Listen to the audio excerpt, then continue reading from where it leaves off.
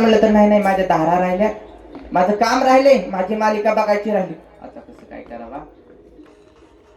2 तास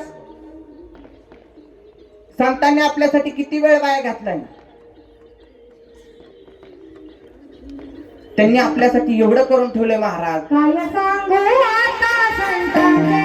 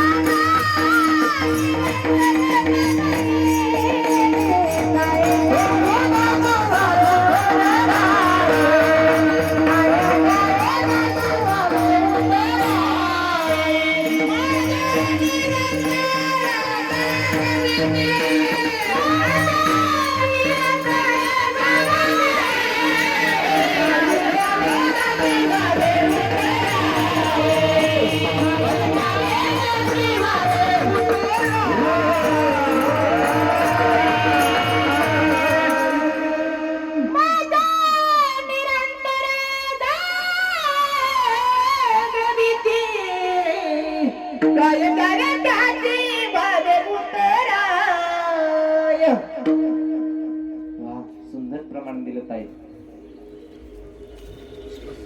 कशातून उतराई हो त्यांचे किती उपकार आहेत आपल्यावर. ते आपले उपकार करत असताना, ते आपल्यासाठी झटत असताना, आपल्यासाठी ज्ञान लिहून ठेवत असताना आपण किती त्रास दिला हो. ज्ञानोबरायांना किती त्रास दिला. आणि आज त्यांच्या एका माऊलीच्या नावावर तुम्हाला कोणी पत्रिका दिली होती का? आषाढी सोहळ्याला दिली होती. तुम्ही तुमच्या मनाने जाता का नाही? आता अखंड हरिनामचा हप्ता बसलाय, तुम्हाला त्याची गोडी लागली. माझ्या मनाला गो छंद नित्य गोविंद गोविंद. त्यांना पिसं लागलं होतं महाराज. त्यांचं एकच काम होतं फक्त, दिनरजनी हाती दंडा गोविंदाचे पवारे, गोविंदाचे पवारे, गोविंदाचे पवारे.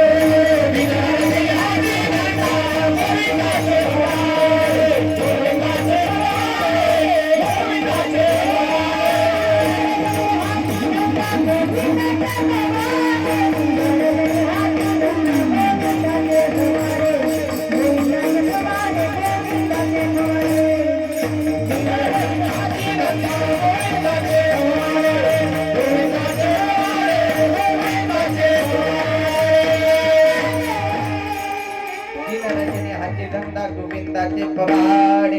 नामाची ताकद किती सांगता. हिंदू आणि मुस्लिमातलं द्वैत निष्ठ करणार जगात एकमेव संत होऊन गेलं. संत श्रेष्ठ संत शिरोमणी शेख मोहम्मद बाबा. त्यांचं श्रीगोंद्यामध्ये कीर्तन चालावं. तुकोबरायचं देहू या ठिकाणी कीर्तन चालावं. तुकोबरायांचा मंडप तिकडं पेटावा. आणि शेख मोहम्मद बाबांनी श्रीगोंदा या ठिकून आपल्या हाताने असा मंडप विजवावा. तुमच्यासारख्या श्रोते मंडळींनी विचारलं, बाबा तुम्ही ही उडी मारून काय करताय? या हातात काय येतंय? तर शेख मोहम्मद बाबांनी सांगावं, श्रोत्या हो, सज्जना हो, माझ्या तुकोबारायाचा देहू या ठिकाणी मंडप पेटलाय आणि ती इजवण्याचं काम मी केलंय इथून. देहू कुठं, श्रीगोंदा कुठं, 100-150 किलोमीटरचा अंतर. तुम्ही इथून मंडप कसं काय पेटवणार, इजवणार? तवर तिकडं हाहाकार उठला. तुकोबारायांचा मंडप पेटला, तुकोबारायांचा मंडप पेटला. तुकोबाराय कीर्तनामध्ये तल्ली नाही तर मंडप आपोआप पेटला आणि आपोआप विजला सुद्धा. तुकोबारायांना विचारलं, महाराज हा कीर्तनामध्ये मंडप पेटला आणि आपोआप विजला कसा? तर महाराजांनी सांगावं, गुरुस्थानी असणारे माझे शेख मोहम्मद बाबा श्रीगोंदा या ठिकाणाहून त्यांनी माझा मंडप विजवला. हे काय आपल्याला खरं वाटत? महाराजांनी किती सांगू द्या, आम्ही हिता ऐकणार ह्या कानाने ऐकणार, ह्या कानाने सोडून देणार. आजपर्यंत तुम्ही लय ऐकलं, बाबाचं ऐकलं, बयाचं ऐकलं, बुवाचं ऐकलं, पण आजचं कीर्तन वेगळंय. रामाचं वरदान आहे ह्याला.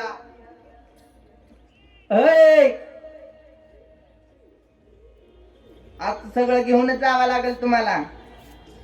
हा तर देहू या ठिकाणच्या तुकोबारायांनी सांगितलं, तुम्हाला माझं जर खोटं वाटत असेल तर तुम्ही श्रीगोंदा या ठिकाणी जावा आणि विचारपूस करा.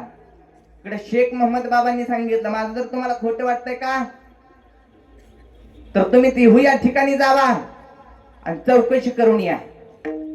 मी नामाची ताकद सांगते बरं का बाबा. तिकडून घोडेस्वार आले, इकडून घोडेस्वार निघाले, मध्ये शिरूड या ठिकाणी थांबले.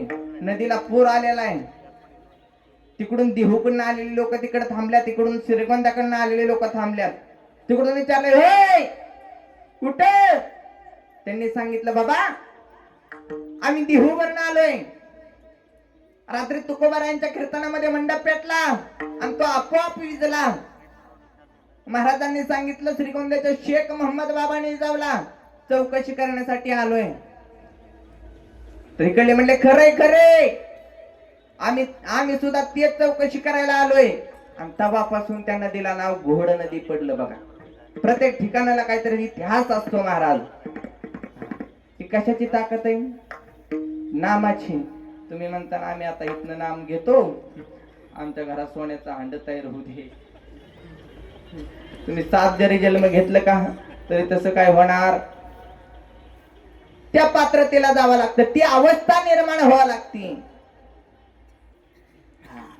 या जड जीवाला उद्धारण्यासाठी तुकोबारा सांगतात, बाबा तू काय कर, भगवंताचं नामचिंतन तू केलं पाहिजे. काय होईल नामचिंतनाने? कुणाचं चांगलं झालंय?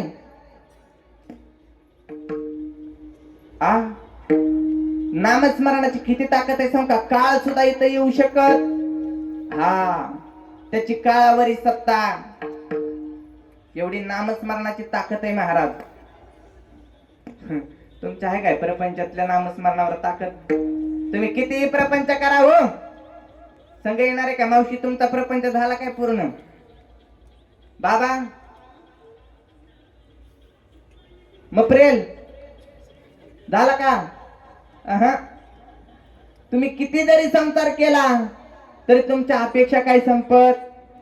हा, म्हणून तुकोबारा सांगतात अभंगाचं पहिलं चरण, लागनिया पाया विनवीत तुम्हाला, लागनिया पाया विनवीत तुम्हाला, लागनिया पाया विनवीत तुम्हाला.